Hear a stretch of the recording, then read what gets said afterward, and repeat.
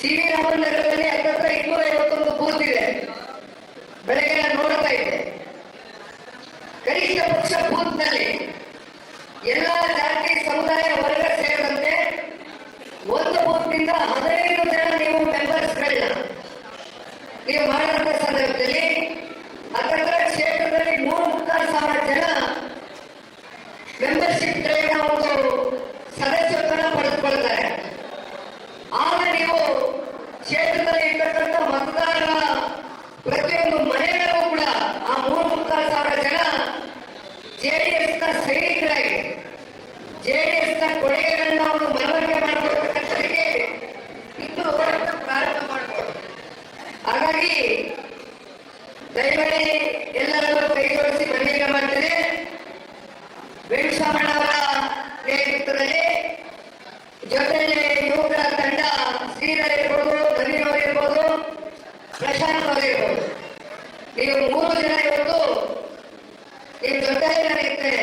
ನಿಮ್ ಜೊತೆಯಲ್ಲಿ ಪಕ್ಷ ಇರುತ್ತೆ. ನಿಮಗೆ ಯಾವುದೇ ಸಮಸ್ಯೆಗಳು ಇಲ್ಲದಂತ ಸಂದರ್ಭದಲ್ಲಿ ನಿಮ್ ಜೊತೆಯಲ್ಲಿ ನಾವು ಬಿಜೆಪಿ ನಿಲ್ತೇವೆ ಅಂತಕ್ಕಂಥದ್ರಿಂದ ಇನ್ನ ಸನ್ಮಾನ್ಯ ದೇವೇಗೌಡರ ಬಗ್ಗೆ ವೆಂಕಟರಮಣ ಅವರು ಹೇಳಿದ್ರು. ಇವತ್ತು ಕೂಡ ದೇವೇಗೌಡ ಅವರ ಮನೆ ಬಾಗಿಲು ಯಾವತ್ತಿಗೂ ಕೂಡ ಸಾಮಾನ್ಯರಿಗೆ ಒಂದು ರೀತಿ ಯಾವಾಗಲೂ ಓಪನ್ ಆಗಿರುತ್ತೆ.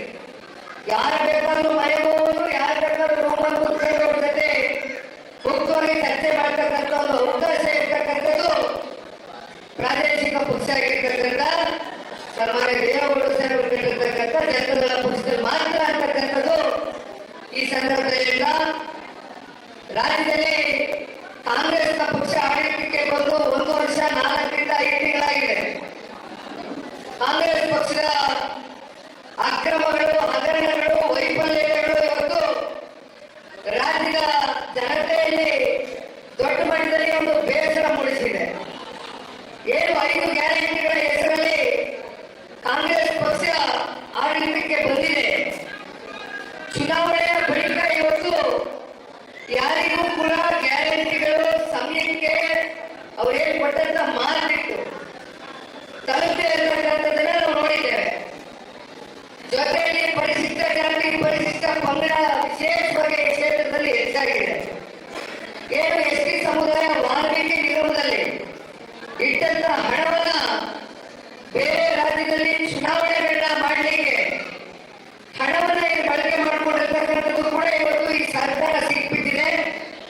ಸ್ವತಃ ರಾಜ್ಯದ ಮುಖ್ಯಮಂತ್ರಿಗಳೇ ಸದನದಲ್ಲಿ ಒಪ್ಪಿಕೊಂಡಿರ್ತಕ್ಕಂಥ ನಿದರ್ಶನ ಇವತ್ತು ನಾವು ಕಾಣಬಹುದು. ಇವೆಲ್ಲದರ ವಿರುದ್ಧವಾಗಿ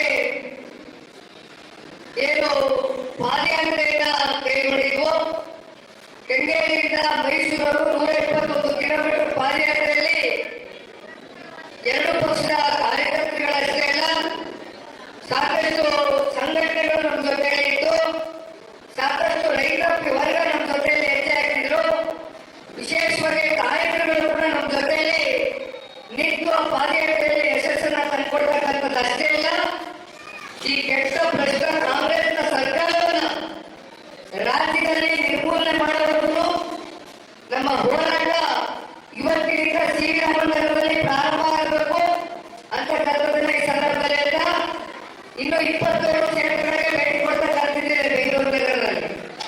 ಎಲ್ಲ ಕಡೆ ಬರ್ತದೆ. ಒಂದು ಸರಿ ನೀವು ಮೆಂಬರ್ಶಿಪ್ ಮುಕ್ತಾಯ ಮಾಡಿದ ಮೇಲೆ ಒಂದು ಕಾರ್ಯಕ್ರಮವನ್ನು ಮಾಡೋಣ. ಯಾರ್ಯಾರು ನಮ್ಮ ಸದಸ್ಯತ್ವವನ್ನು ಪಡೆದುಕೊಂಡಿದ್ದಾರೆ ಅವರೆಲ್ಲರೂ ಕೂಡ ಆತ್ಮವಿಶ್ವಾಸವನ್ನ ತುಂಬಿಸ್ತಕ್ಕಂಥ ಒಂದು ಕೆಲಸವನ್ನು ನಮ್ಮ ಕಾರ್ಯಕರ್ತನಾಗಿ ಮಾಡ್ತಾ ಇರ್ತಕ್ಕಂಥದನ್ನ ಹೇಳ್ತಾ ಮತ್ತೊಮ್ಮೆ ವೆಂಕಟರಮಣ ಅವರು ಮಾತನಾಡಬೇಕಾದ್ರೆ ಹೇಳ್ತಾ ಇದ್ರು, ಇನ್ನು ಸಾಕಷ್ಟು ಜನ ಸೇರಿದವರಾದ್ರೆ ಇವತ್ತು ಶನಿವಾರ ಇರತಕ್ಕಂಥ ಹಿನ್ನೆಲೆಯಲ್ಲಿ ಸ್ವಲ್ಪ ಕೆಲಸದ ಒತ್ತಡಗಳು ಜಾಸ್ತಿ ಇದೆ. ಹಾಗಾಗಿ ಜನ ಅಷ್ಟಾಗಿ ಬರ್ಲಿಕ್ಕೆ ಆಗಿಲ್ಲ ಅಂತಾದ್ರೆ ವೆಂಕಟರಮಣ ಅವರೇ, ಸನ್ಮಾನ್ಯ ದೇವೇಗೌಡರು ಯಾವ ರೀತಿ ಪಕ್ಷವನ್ನ ತಲೆಮಟ್ಟದಿಂದ ಏನು ಇಲ್ಲದೆ ಇರುವಂತ ಈ ಪಕ್ಷವನ್ನ ಕಟ್ಟಿರ್ತಕ್ಕಂಥದ್ದು ನಿಮ್ಮಂತ ಪಕ್ಷದ ಕಾರ್ಯಕರ್ತರುಗಳು, ಮುಖಂಡಗಳ ಸಹಕಾರದಿಂದ ಇಷ್ಟು ಮಟ್ಟಿಗೆ ಇವತ್ತು ಪ್ರಾದೇಶಿಕ ಪಕ್ಷ ಕಟ್ಟಬೆಳೆಸಿದ್ದಾರೆ ಅಂತಕ್ಕಂಥದ್ದಾದ್ರೆ ಸಾಕಷ್ಟು ಉದಾಹರಣೆಗಳು ರಾಜ್ಯದಲ್ಲಿ ನೋಡಿದ್ದೇವೆ. ಸಾಕಷ್ಟು ದೊಡ್ಡ ನಾಯಕರುಗಳು ಪ್ರಾದೇಶಿಕ ಪಕ್ಷವನ್ನ ಕಟ್ಟಡಕ್ಕೆ ಹೋಗಿ ಕೈ ಸುಟ್ಕೊಂಡಿರ್ತಕ್ಕಂಥದ್ದನ್ನು ನಾವು ನೋಡಿದ್ದೇವೆ. ಆದರೆ ಇಲ್ಲಿವರೆಗೂ ಈ ಜನತಾದಳ ಪಕ್ಷ ಉಳ್ಕೊಂಡಿದೆ ಅಂತಕ್ಕಂಥದ್ದಾದ್ರೆ ಅದು ಸನ್ಮಾನ್ಯ ದೇವೇಗೌಡರು, ಸನ್ಮಾನ್ಯ ಕುಮಾರಣ್ಣವರು. ಹೆಚ್ಚಾಗಿ ಅವರೇನು ಆಡಳಿತದಲ್ಲಿ ಇಲ್ಲ, ಹೆಚ್ಚಾಗಿ 62 ವರ್ಷದ ದೀರ್ಘಕಾಲದ ರಾಜಕಾರಣದ ಬದುಕಲ್ಲಿ ಕೇವಲ 3 ವರ್ಷ ಅಷ್ಟೇ ದೇವೇಗೌಡರು ಸಾಹೇಬರು ನಮ್ಮ ರಾಜ್ಯವನ್ನ ಏನು ನೀರಾವರಿ ಸಚಿವರಾಗಿ, ಪಿಡಬ್ಲ್ಯೂಡಿ ಮಂತ್ರಿಯಾಗಿ, ಮುಖ್ಯಮಂತ್ರಿಗಳಾಗಿ, ಪ್ರಧಾನಮಂತ್ರಿಗಳಾಗಿ ಕೇವಲ 3 ವರ್ಷ ಅಷ್ಟೇ ಅಧಿಕಾರವನ್ನು ಅನುಭವಿಸಿರ್ತಕ್ಕಂಥ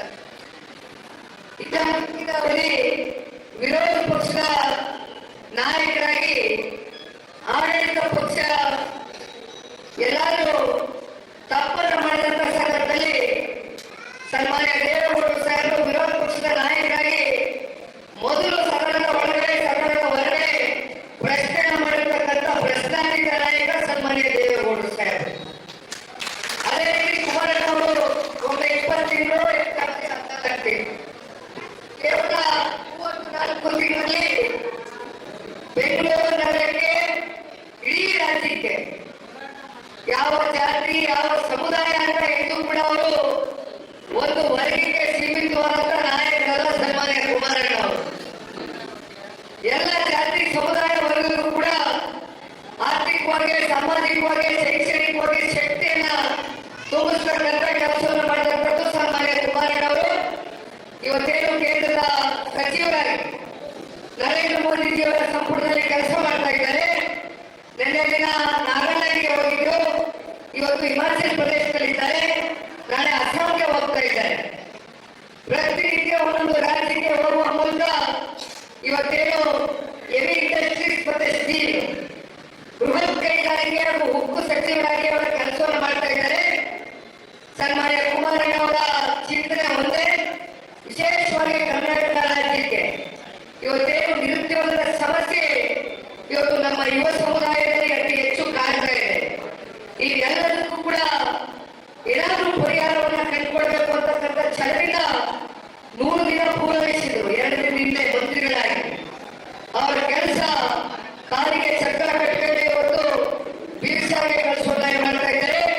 ಮೊನ್ನೆ ನಾಗಪುರದಲ್ಲಿ ಆದಂತ ಗಣೇಶ ವಿಸರ್ಜನೆ ಕಾರ್ಯಕ್ರಮದಲ್ಲಿ ಘಟನೆಯಲ್ಲಿ ಅದು ಕೇಳಿದ ತಕ್ಷಣ ಅವರ ಮನೆಗಳಿಗೆ ಹೋಗಿ ಸಾಂತ್ವನವನ್ನು ಹೇಳೋದಷ್ಟೇ ಅಲ್ಲ, ಹಿಂದೂ ಸಮುದಾಯ, ಮುಸಲ್ಮಾನ್ ಸಮುದಾಯ ಅಂತಕ್ಕಂಥ ತಾರತಮ್ಯವನ್ನು ತೋರಿಸ್ತೀರ, ಮುಸಲ್ಮಾನರಿಗೂ ಕೂಡ ಆಗಿರ್ತಕ್ಕಂಥ ನಷ್ಟವನ್ನು ಭರಿಸ್ತಕ್ಕಂಥ ಕೆಲಸವನ್ನು ಮಾಡತಕ್ಕಂಥ ಸನ್ಮಾನ್ಯ ಕುಮಾರಣ್ಣ. ಹಾಗಾಗಿ ಜಾತ್ಯತೀತ ಜನತಾದಳ ಅಂತಕ್ಕಂಥ ತತ್ವ ಸಿದ್ಧಾಂತದ ಮೇಲೆ ಪಕ್ಷವನ್ನು ಕಟ್ಟಿದ್ದೇವೆ.